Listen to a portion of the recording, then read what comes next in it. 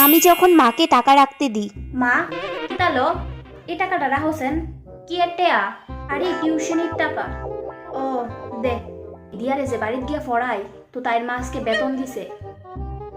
আচ্ছা আমি রাখা দিমু আমার কাছে।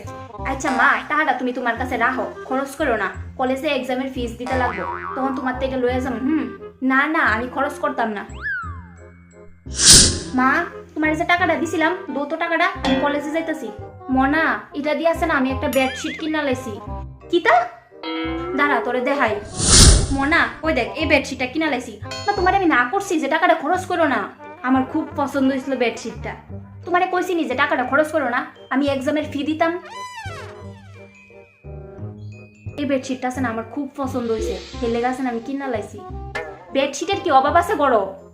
ধুরু